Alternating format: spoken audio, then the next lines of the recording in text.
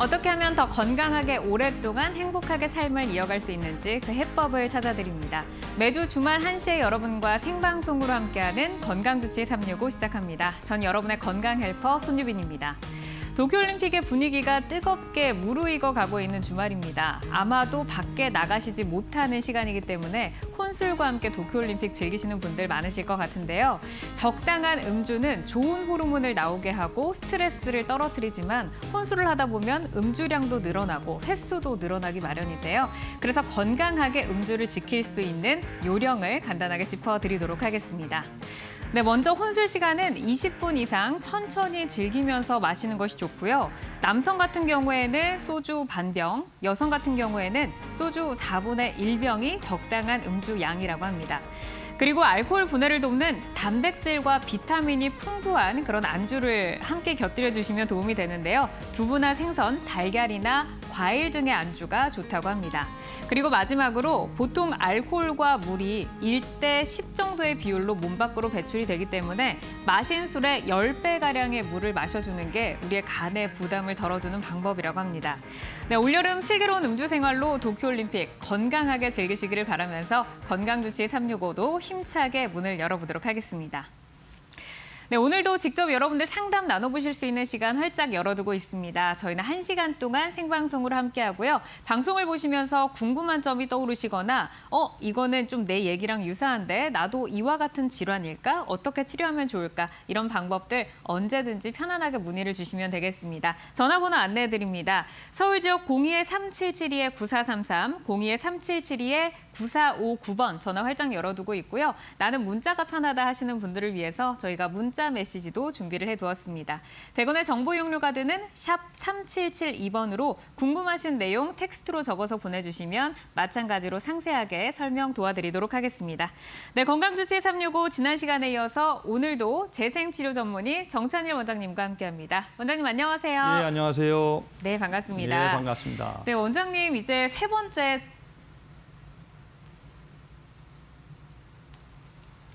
네, 원장님 이렇게 이제 세 번째 저희와 또 함께 하러 나오셨습니다. 네, 이제는 뭐 카메라를 봐도 전혀 떨리시지 않고 네, 스튜디오도 굉장히 자연스럽게 들어오시던데 설명을 워낙 재미나게 해주셔가지고 제 주변에도 지금 원장님의 팬이 또 여러 또 등장을 했거든요. 네, 오늘도 좋은 내용 준비해 주셨죠? 여러분의 그 격려와 응원 덕분에 힘을 얻고 열심히 준비하고 있습니다. 네, 오늘도 이제 좋은 말씀을 기대하면서 저희는 이제 건강 이슈 코너부터 시작을 해보도록 하겠습니다. 사실 이제 한 주간의 건강 이슈가 굉장히 빠르다 보니까 요즘에는 건강 이슈 어떤 게 핫해 좀 궁금하실 텐데요. 오늘 원장님께서 준비해 오신 건강 이슈 키워드로 먼저 만나볼까요?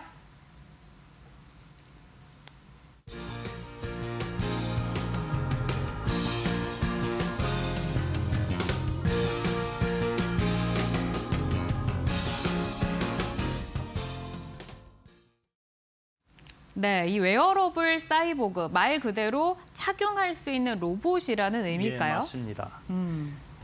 제가 이 웨어러블 사이버버그, 이제 착용형 로봇이라고 하는데요.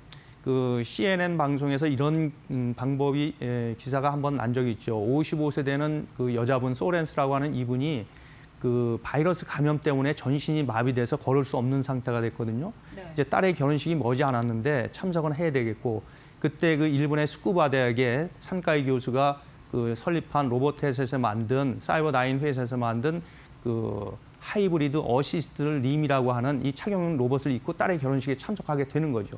지금 화면에 보이시는 저런 그 인공형 로봇, 입는 로봇을 입고 활동을 할 수 있게 된 거죠. 보면 사고나 어떤 질병에 의해서 사지가 마비되고 그 관절 구축이 와서 움직이지 못하는 상태일 때 자기의 뇌파를 이용해서 어떤 그 디지털 장치를 작동시킴으로 인해서 자기가 활동을 할 수 있게 되는 이런 시대가 열린 거죠. 보면은 저게 꼭 척추 손상이나 근육 위축증 때문에 저렇게 사용할 수 있는 게 아니고요. 2050년이 되면은 전 세계 인구의 약 20억 명 정도가 관절 질환 때문에 움직임이 부자연스럽게 된다고 합니다. 그러면 사회적 비용이 엄청나게 들게 되거든요. 네. 그때 아마 유용하게 사용할 수 있는 기술이 아닌가 이렇게 생각이 듭니다.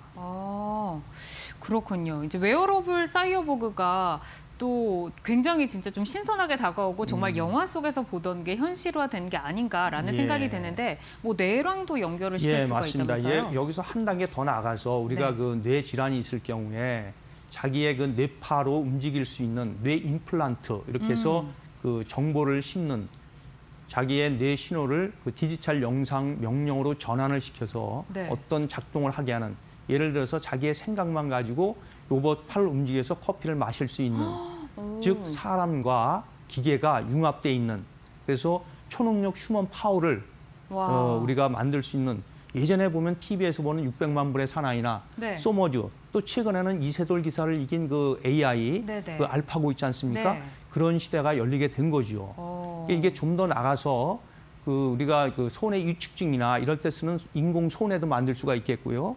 알츠하이머 치매 같은데 인공 칩을 심게 되면은 그렇죠 상당 부분 우리가 질환을 해소시킬 수 있는 굉장히 기대되는 미래가 기대되는 그러한 아이템이라고 생각이 됩니다. 네, 웨어러블 사이버보그 이제 저는 들으니까 그 마블의 아이언맨이 떠오르는데요. 예, 예.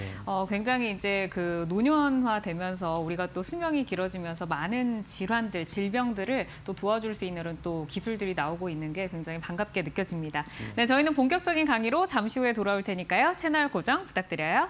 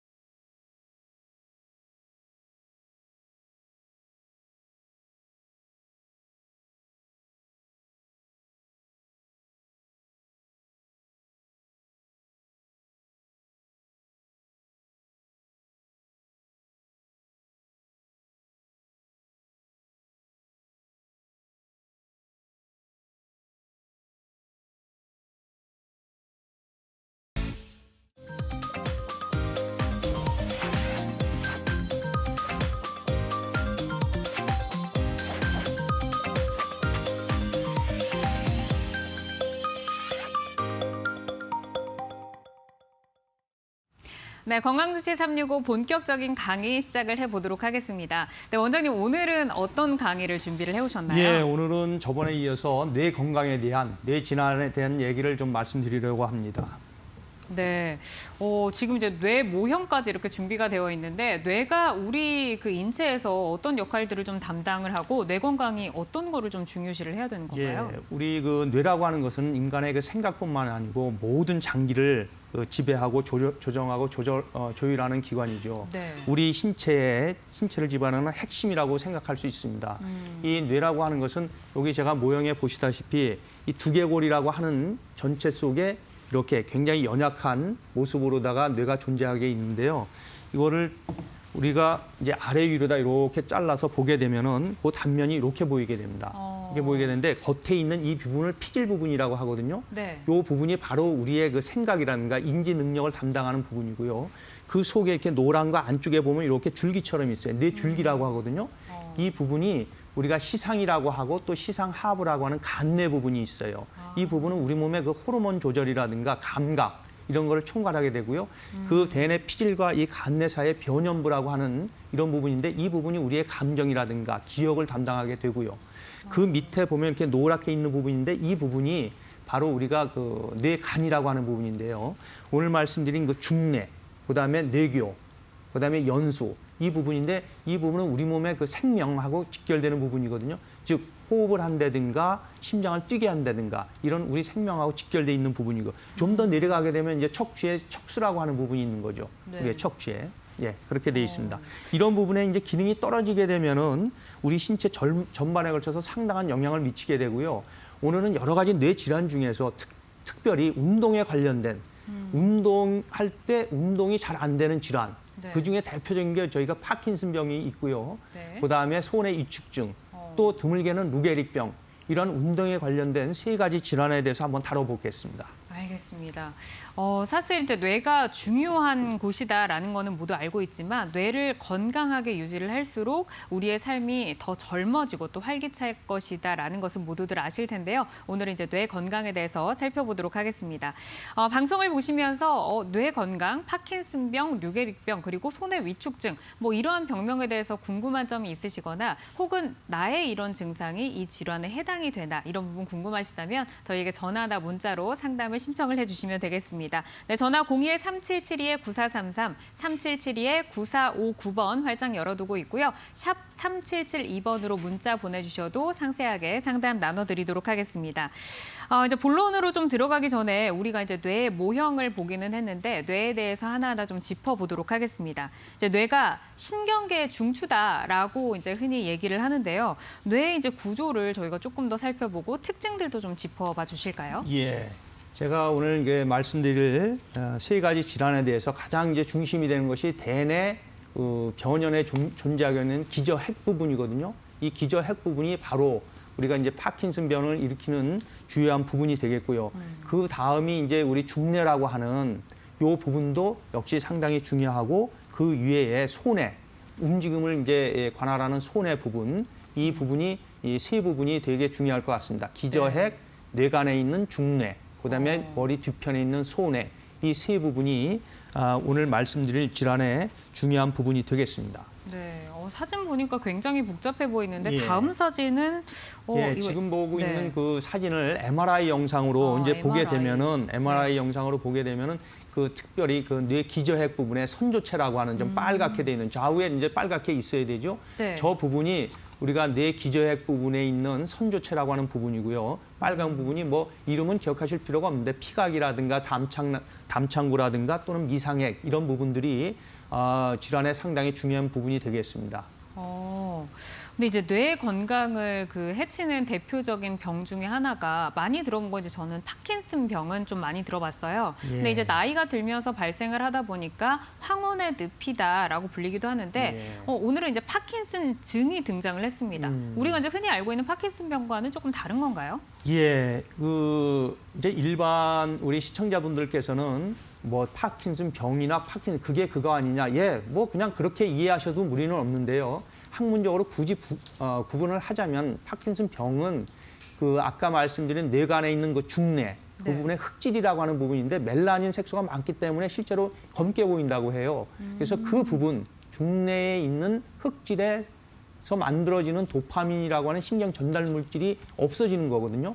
그렇게 됐을 경우에 우리가 특징적으로 다 아실 거예요. 파킨슨병은 우선은 손이 이게 떨리게 되는 거죠. 네. 그다음에 손이 뻣뻣해집니다. 그다음에 움직임이 굉장히 느려져요. 네. 소동증이라고 하죠. 그다음에 자세가 틀어지게 됩니다. 이런 특징들이 보이는데 파킨슨병은 그중에 한두 개 정도 있는 거고요. 파킨슨 증이라고 하면 네 가지 모두 다 있는 경우를 얘기해요. 뿐만 아니고 파킨슨 증이라고 하면은 중뇌 부분에 문제만 있는 게 아니고 아까 말씀드린 뇌 기저핵 부분, 네. 그 피각이라든가 담창구라든가 특히 미상핵 부분에 도파민을 만드는 신경 세포가 사멸하는 그런 상태를 우리가 파킨슨 증이라고 합니다. 네. 그런데 이제 이 파킨슨 증이 다 이제 포함을 하다 보니까 여러 종류가 있다면서요? 예, 굉장히 복잡하고요. 분류가 이름도 되게 생소하고 그렇습니다. 근데 이제 중요한 것은 파킨슨 증이라고 하면 운동에만 문제가 있는 것은 아니거든요. 네. 제가 설명은 그 도파민을 만드는 신경세포가 이제 사멸하기 때문에 죽기 때문에 이제 문제가 된다고 하는데 실제적으로 병리학적으로 보면요. 그 이제 사멸뿐만 아니고 거기서 생기는 이상한 단백질, 특히 그 루이체라고 하는 또는 루이 신경돌기라고 하는 비정상적인 단백질이 축적이 되는 겁니다. 우리나라 그 연구진이 이제 발표를 했지만은 네이처지에 발표를 했는데 실제로 그 루이체의 핵심은 뭔가 합니까? 알파 시누클린이라고 하는 이상한 단백질을 만드는 거예요. 그래서 뇌에 축적이 돼서 신경 전달을 막는 거거든요. 즉 만들어진 그런 이상한 단백 때문에 신경이 전도가 안 되고 그래서 운동 증상이 나타난다고 하는 것이죠. 그래서 그 파킨슨의 종류를 보면은 파킨슨병, 파킨슨증 그 중에서도 비정형 파킨슨증이라고 하는 병이 있는데 이것은 꼭 우리가 중뇌 이 부분에만 문제가 있는 게 아니고 다른 그 많은 신경계 전반에 걸쳐서 병을 일으키는 그래서 이름도 요상한 그 진행성 핵상마비라든가 또는 그 피질 기저핵 변성 또 다계층 위축증 이렇게 나누게 되고 다계층 위축증 중에서도 특히 선조체 흑질 변성이라든가 샤이 드래거 증후군 또는 그 올리브 뇌교 그 손의 위축증 뭐 이런 아주 듣기도 생소한 이런 병도 있고요. 네. 거기에 반해서 2차성 파킨슨병이라고 하는 것도 있는데 이것은 주로 혈관에서 문제가 생겨서 생기는 파킨슨병, 혈관성 파킨슨병 또는 그 약물 때문에 생기는 그 뭐 신경 안정제라든가 메칠 도파라든가 항구들 이런 약물 때문에 생기는 파킨슨증도 있고요. 뭐 목에 물려 생긴 뭐 뇌염 같은 것 때문에 파킨슨증 오기도 하고요. 외상 때문에 오기도 하고 이런 2차성 파킨슨증도 있습니다. 네. 정말 다양한데 이 파킨슨증이 오게 되면 초기에 어떤 증상이 나타나게 되는 거죠? 지금 방금 말씀드렸지만 파킨슨은 운동에 관한 거거든요. 운동이 안 돼요. 손이 뻣뻣해지는데 문제는 이게 뻣뻣해지고 떨리게 되죠. 네. 지금 왼쪽 그림에 보시는 가만히 있을 때 떨리는 게 저 파킨슨병의 초기 증상입니다. 근데 옆에 그림은 물컵을 잡을 때 떨리는 경우 있거든요. 네. 저 경우는 파킨슨증이 아니고요. 손의 위축증의 가능성이 높습니다. 자, 두 가지 구별해 주셔야 됩니다. 손이 떠는데 가만히 있을 때 떠는 거는 파킨슨병. 뭐를 목적 있는 행동을 했을 때 컵을 든다든가 글씨를 쓸 때 떨리는 경우는 이 손의 위축증의 가능성이 많고요. 또 초기에는 저렇게 단추를 채우지 못하는 운동에 문제가 생기게 되겠죠.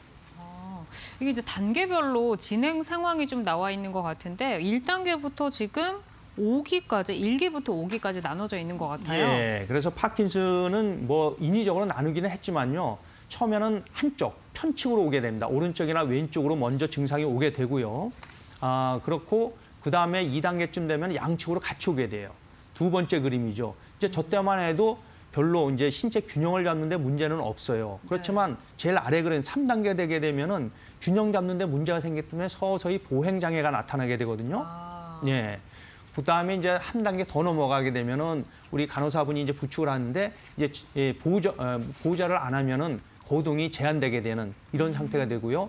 마지막 단계에 가면은 침상이라든가 휠체어에 전적으로 의지해야 되는 이런 상태까지 가게 되는 겁니다. 네, 파킨슨증이 지금 뭐 치매처럼 조금 계속해서 관리를 해야 하는 난치성 질환으로 알고 있는데 치료법이 없는 건가요? 아닙니다. 이게 파킨슨병은 우리 많이 연구가 돼 있고 비교적 뇌 질환 중에서 약물 치료가 가능한 이런 질환이 되겠습니다. 그래서 제가 저 그림에 둔 것은 파킨슨병은 도파민이라고 하는 신경 전달 물질이 없기 때문에 그것을 직접 주사하거나 또는 복용하게 되면 증상이 가시게 되는데 그 도파민이라고 하는 것은 뇌하고 그 혈액 사이에 직접 혈관 사이에 그 장벽을 통과할 수 없어요. 머리로 갈 수가 없거든요.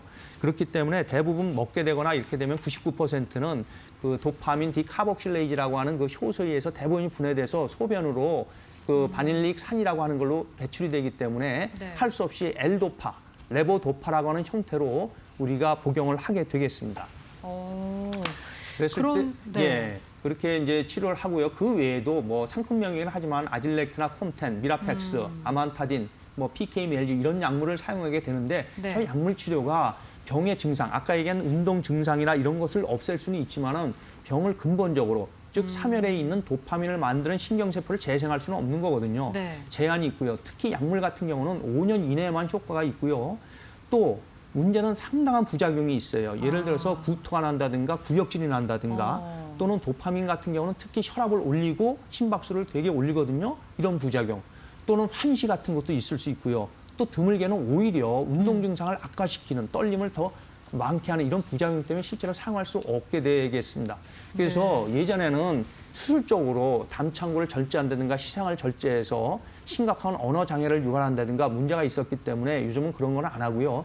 두 번째 있는 뇌 임플란트, 뇌에 그 전극 장치를 심어서 도파민을 많이 생성할 수 있게 이런 것들이 아마 최신의 치료법이 될 것이고요.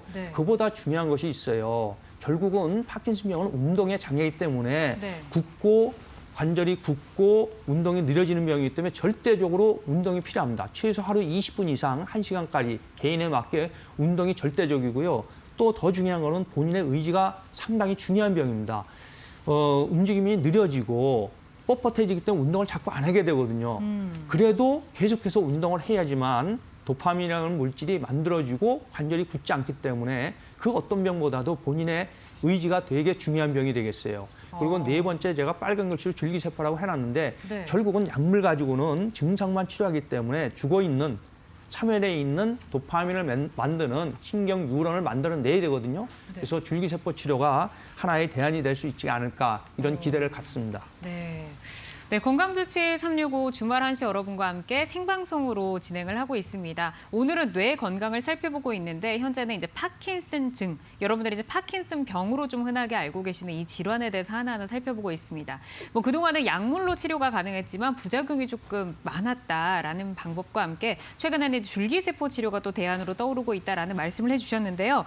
그렇다면 이제 줄기세포를 경동맥에 시술하는 방법이 이 파킨슨증을 포함해서 뇌혈관 질환을 예방하는 데까지 도움을 준다는 말씀이신가요? 예, 저는 이제 그렇게 믿고 제가 이제 여기 보여드리는 경동맥 시술이라고 하는 걸 하는데요. 결국 뇌라고 하는 것은 신경이 살아가려면은 세 가지 조건이 필요하죠. 네. 그 영양분이 되는 포도당이 있어야 되고요. 그다음에 산소 공급이 원활해야 되고, 그다음에 지속적으로 자극이 들어와야 신경은 정상적인 활동을 하게 되겠습니다.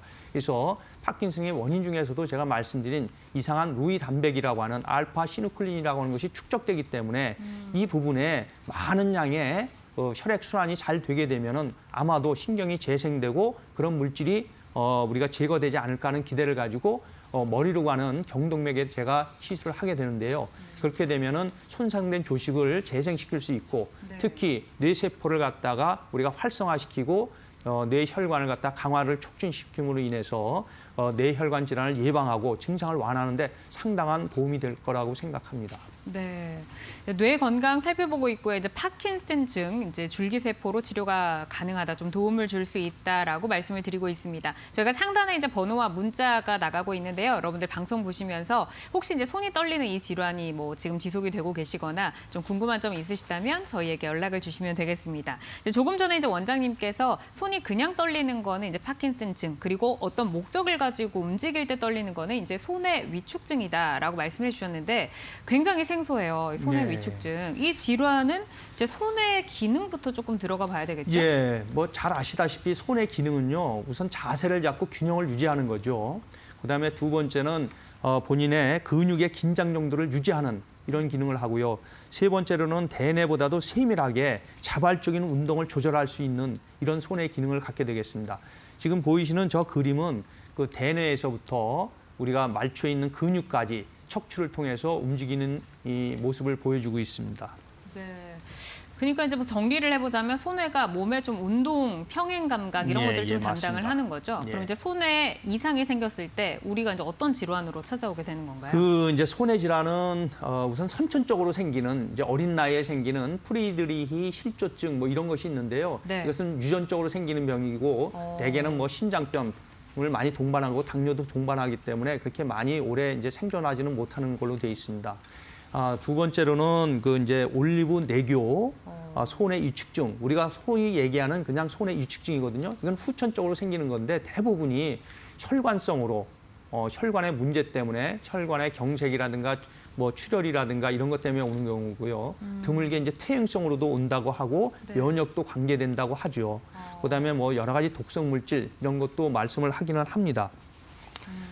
그러면 이제 실제 우리의 생활 속에서 손의 위축증의 증상들은 어떤 것들이 나타나면 예. 의심할 수 있을까요? 예, 그 손의 위축증의 증상은 아주 뭐 쉽게 제가 예를 들면은 술 취한 사람을 연상을 하시면 되겠습니다. 되게 술 취한 사람은 보행이 안 되지 않습니까? 잘 못 걸어요. 비틀비틀거리죠. 예, 비틀거리고 그다음에 말도 어눌하게 해요. 그쵸. 발음이 잘 안 됩니다. 네네. 그다음에 이제 눈동자도 보면 자꾸 떨려요. 안구신탕에 눈도 자꾸 떨리고. 그다음에 뭐 당연히 뭐 손도 떨고 그러죠. 그런 증상을 이제 보이게 되면은 대개 손의 위축증을 진단할 수 있는데요. 그러니까 여기서 이제 중요한 점이 있어요. 똑같이 이제 걸음걸이도 뭐 이렇게 휘청거리고 하는데 이게 파킨슨 병하고 손의 위축증하고 어떻게 구별할 건가 네. 이건데 제가 쉽게 알려드릴 수 있는 방법을 알려드릴게요. 아까 말씀드린 가만히 있을 때 손이 떨리면은 파킨슨. 뭔가 잡으려고 했을 때 뭔가 목적을 가지고 하면은 움직이면 떨리는 건 손의 위축증을 생각할 수 있고요. 네.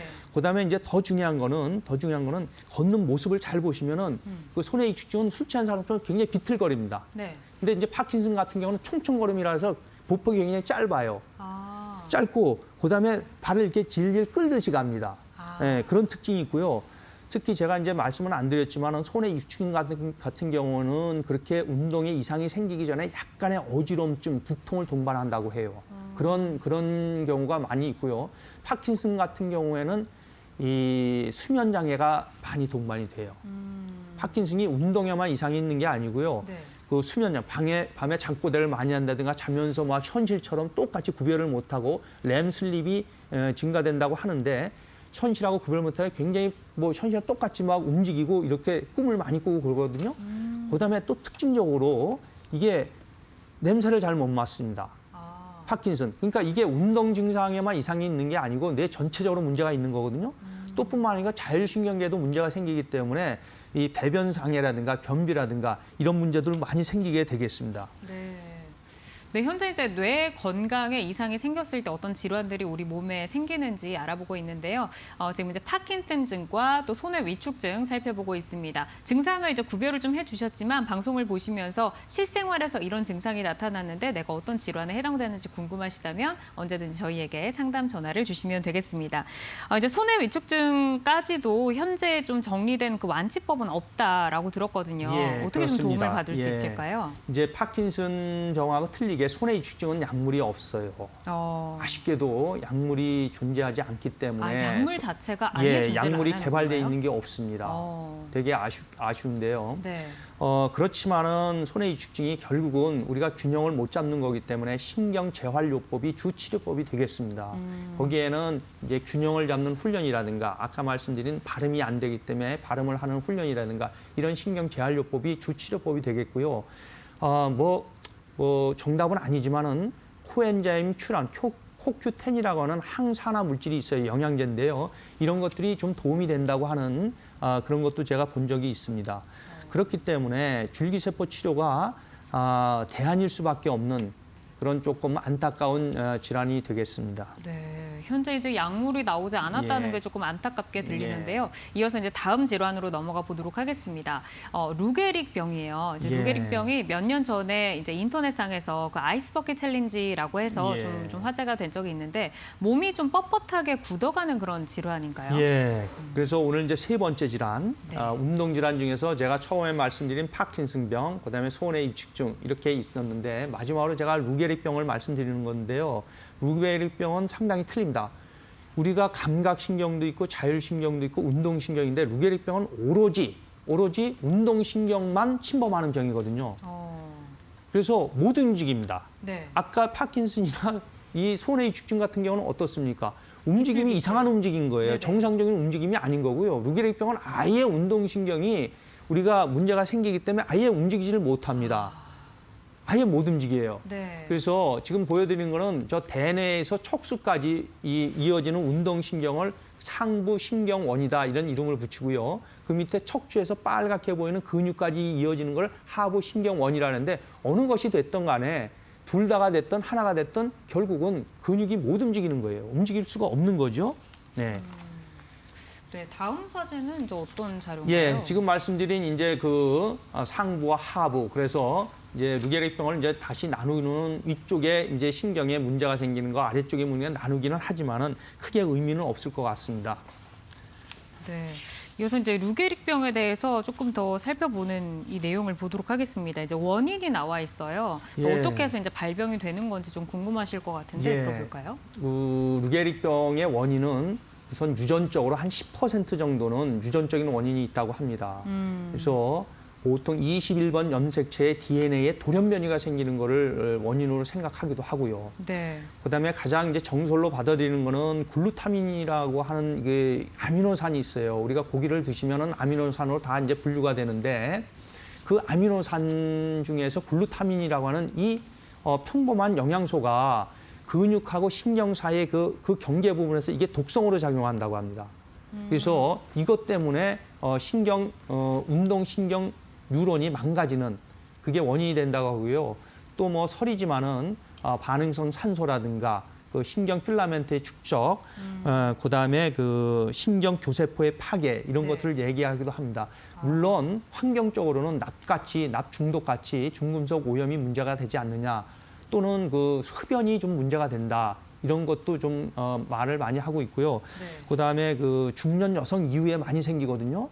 그래서 이제 종합해 보면은 결국은 그 여성이 담배 피우는 거에 대해서는 조금 좀 생각을 해봐야 되지 않을까 이런 또 여담이지만 말씀드리고 싶네요. 네. 여기 이제 스티븐 호킹이 자료에 나와 있는데 이 이야기가 좀 더 익숙하실 것 원래 같아요. 이제 루게릭병이라는 건 굉장히 드문 병이에요. 우리나라에 네네. 한 1,500명 정도의 환우분들이 존재를 하게 되는데요.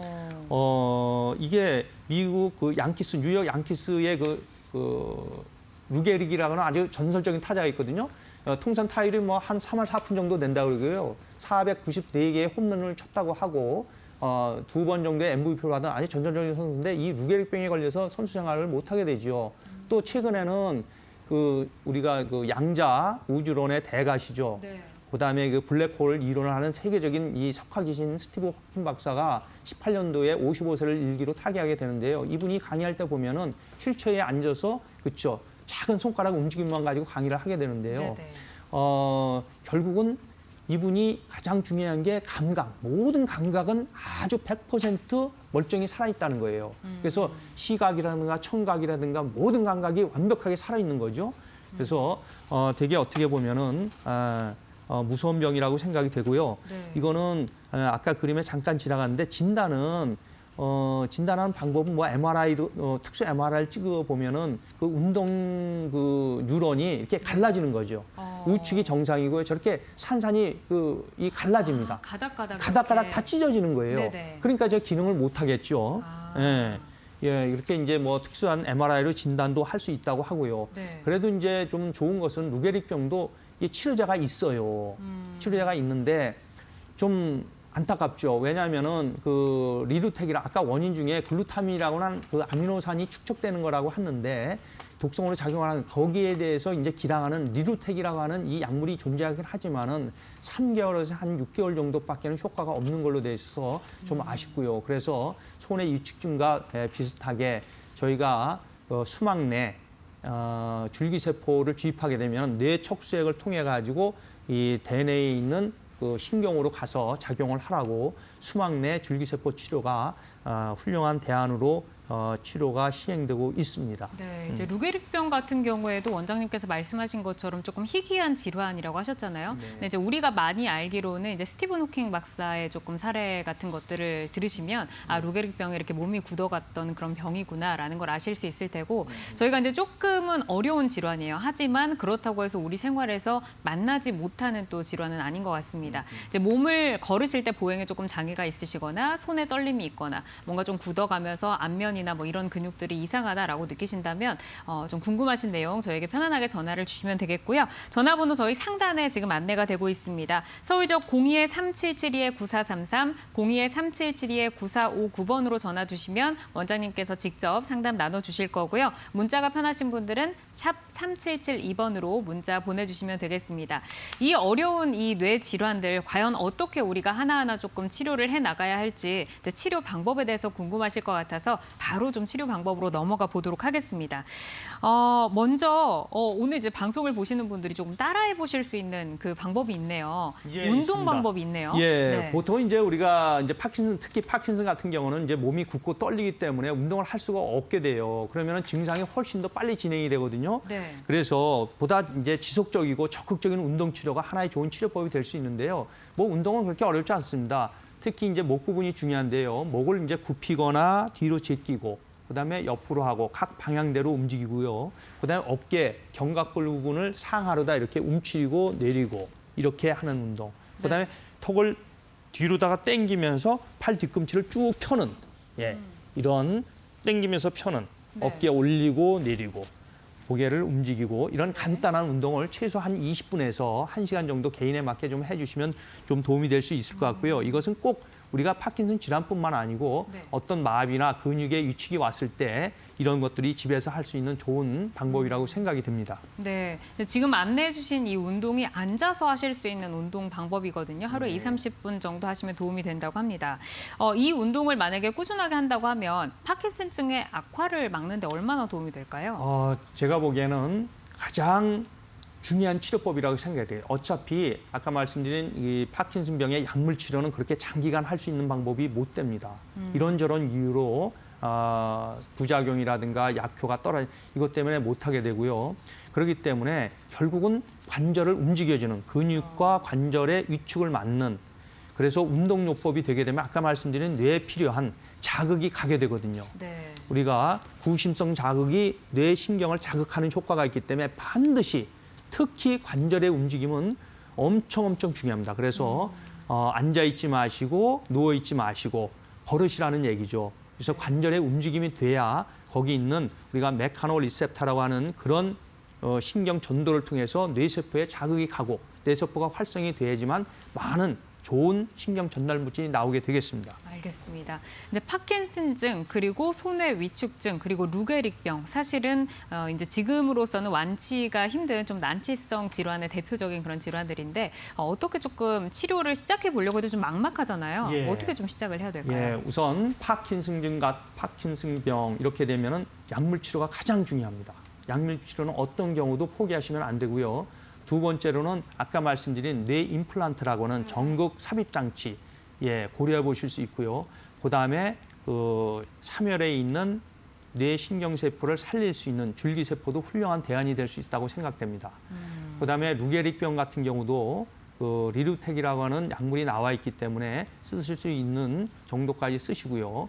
그다음에 아까 말씀드린 수막내 줄기세포 치료가 훌륭한 대안이 될 수 있을 것입니다. 네. 이제 조금 아쉬운 점은 손의 위축증 같은 경우에 약물이 없다는 거거든요. 그래서 운동신경에 문제가 생기고 자세에 문제가 생기기 때문에 신경 재활 치료가 손의 위축증은 상당히 필요할 거라고 생각이 되고요. 아까 말씀드린 코큐텐이라고 하는 항산화 영양제도 좀 꾸준히 복용하시는 것이 도움이 될 듯 싶습니다. 네, 약물과 또 영양제 그리고 운동 치료 또 줄기세포까지 짚어주셨는데 저는 좀 줄기세포 관련해서 좀 궁금해서 질문을 드려보도록 하겠습니다. 이제 이 줄기세포 치료가 난치성 뇌 질환 환자들에게 조금 희망적인 치료법이라고 볼 수가 있나요? 예, 그렇습니다. 줄기세포 치료는 항상 제가 말씀드리지만 뇌혈관을 재생시키고 강화시키면서 그래서 뇌혈관 질환을 예방하고 증상을 완화시키는 데 상당한 도움이 될 수가 있거든요. 클리니컬 지금 말씀드린 그것이 이제 화면으로 보이죠. 재생과 강화, 혈관 질환을 예방해서 신경을 재생시킬 수 있는 이런 이제 치료법이 있을 수 있겠습니다. 네. 줄기세포 이식술 하면 아직은 조금 낯선 시술 방법이잖아요. 예. 먼저 안전한 시술법이 맞는지 그리고 예방에도 도움을 주는 건지 궁금한데요. 예, 클리니컬 메디칼 국제 저널에 실린 논문이 한 편 있는데요. 네. 이 줄기세포의 시술 효능이 있는가 여기에 대한 건데요. 파킨슨 병에 대해서 중간엽 줄기세포를 주입했을 경우에 어떤 효과가 있었는가를 살펴본 논문이에요. 여기서 결론은 이렇습니다. 이 줄기세포가 경동맥을 통해서 주입이 되게 되면은 도파민을 생성하는 신경세포로 분화가 돼가지고 도파민을 많이 생성함으로 인해서 이 파킨슨의 여러 가지 증상들, 운동 증상들을 상당 부분 개선하는 데 효과가 있었다는 그런 결론을 내고 있거든요. 도움이 될 수 있다고 생각됩니다. 네. 이제 줄기세포 이식술의 직접적인 치료 효과를 이제 좀 보여주는 그 연구 논문을 지금 가지고 오셨는데요. 실제로 그 줄기세포 이식술을 통해서 조금 호전이 된 환자의 사례를 준비를 해 오셨다면서요? 예, 제가 아직도 기억에 남는데요. 60세가 넘는 여자 선생님이었어요. 이제 교사 생활을 하시다가 이제 정년 퇴임을 한 이후에 집에 있다 보니까 자꾸 밤에 불면증도 생기고 밤에 잠을 잘 못 자는 거예요. 그래서 이제 동네에서 이런저런 치료를 받았는데 효과가 없고 그럭저럭 몇 년을 지나다 보니까 가만히 있는데도 조금씩 이제 손도 떨리고 그래서 내가 잠을 못 자서 그런가 이렇게 생각이 됐는데 이제 대학병원을 가게 되니까 대학병원 교수님이 이제 파킨슨병으로 진단을 해드린 거예요. 네. 이분도 굉장히 충격이었죠. 그쵸. 자기는 멀리만 느껴졌던 파킨슨병이 그래서 이제 약물을 처방을 받았는데 아까 말씀드린 부작용이 상당히 많이 나타나는 거예요. 복통도 있고 구토도 있고 막 심장도 벌렁거리고 못 먹었던 거예요. 네. 그래서 이제 저한테 와서 이제 줄기세포 시술을 받았는데요. 한 번 받고 거의 증상이 90% 이상 거의 드라마틱하게 소실된 그런 아주 좋은 경험을 가지고 있습니다. 60대 이제 여성분의 예, 예. 사례. 네. 근데 치료 효과 같은 경우에는 환자분의 나이나 뭐 상태에 따라서 좀 달라질 수 있다는 점 꼭 유의를 해주시기를 바라겠습니다. 현재 이제 파킨슨 그리고 루게리 그리고 손해 위축증까지 저희가 뇌 질환에 대해서 살펴보고 있는데 아무래도 파킨슨에 관련된 질문이 좀 가장 많이 들어오고 있는 것 같아요. 실시간 이제 문자 상담을 나눠보도록 하겠습니다. 네, 어떤 문자일까요? 띄워주세요. 네, 0890번님의 문자 저희가 만나보도록 하겠습니다.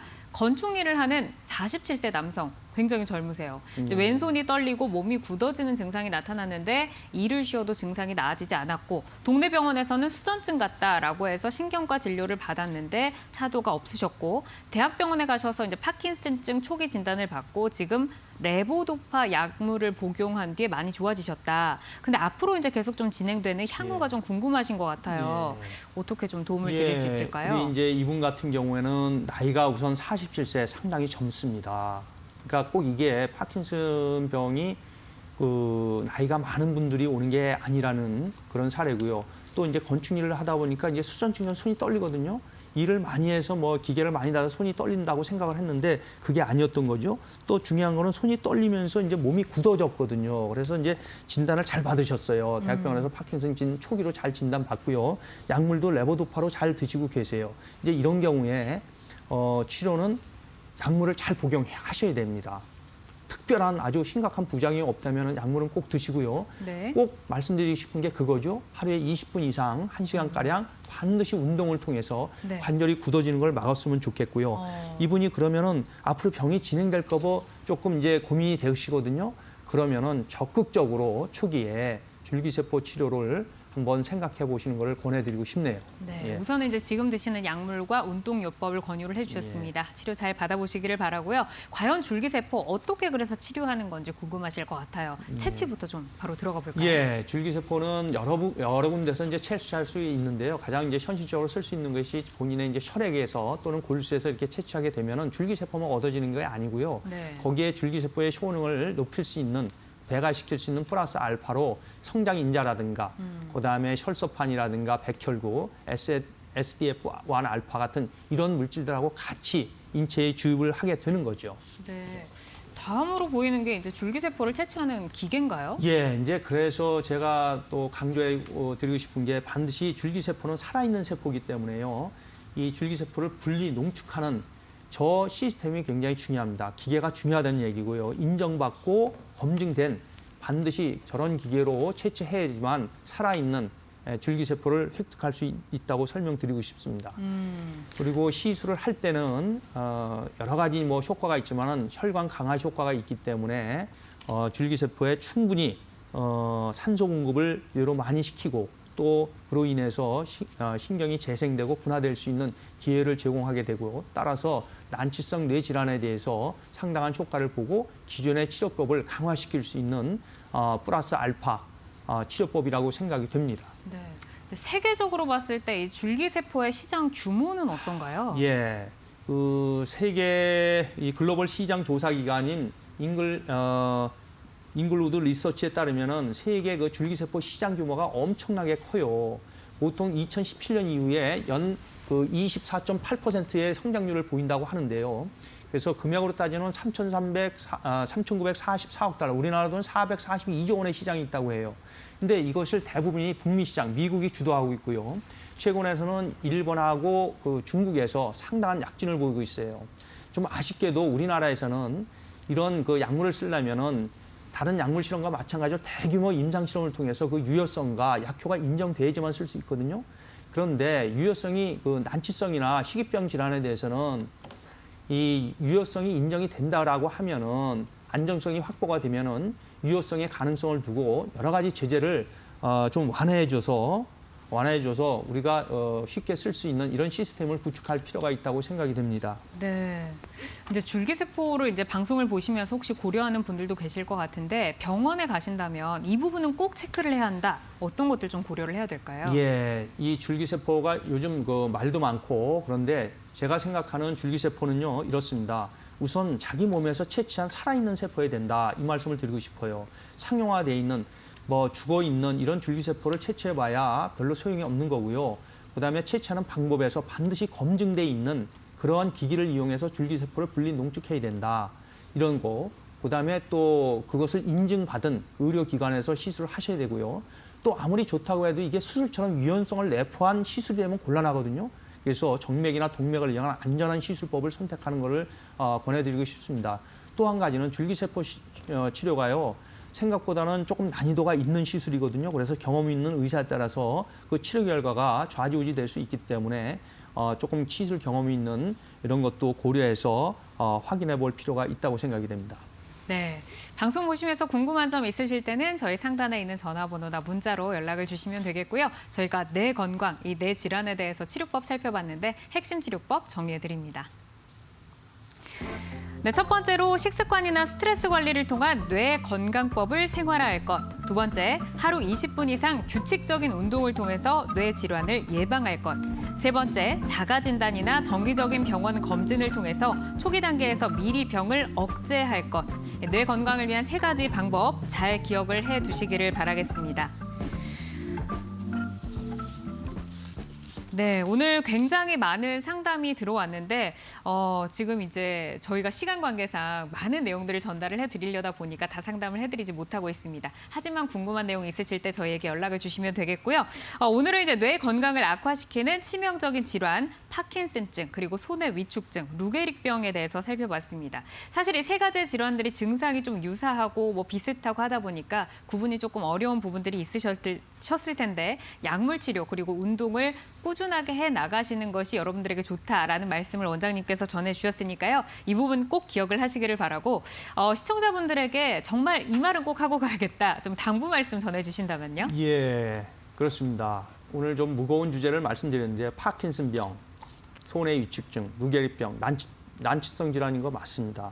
그렇지만은 꾸준하게 약물 치료하고 재활 치료, 보존 치료를 통해서 증상이 개선된다면은 일상생활이나 또는 자기의 직업 생활을 하는데 수행하는데 문제가 없다고 생각이 되고요. 네. 특히 이 질환을 진단을 받았을 때 너무 절망하실 필요가 없어요. 낙담하실 필요가 없습니다. 제가 오늘 말씀드린 여러 가지 치료법을 잘 숙지하셔서 치료에 임하신다면 오히려 희망적인 병이 될 수 있다는 것을 꼭 기억해 주시기 바랍니다. 네, 저희가 이제 짧게 시청자분의 문자 하나 만나보도록 하겠습니다. 0301번님께서 문자를 보내주셨는데요.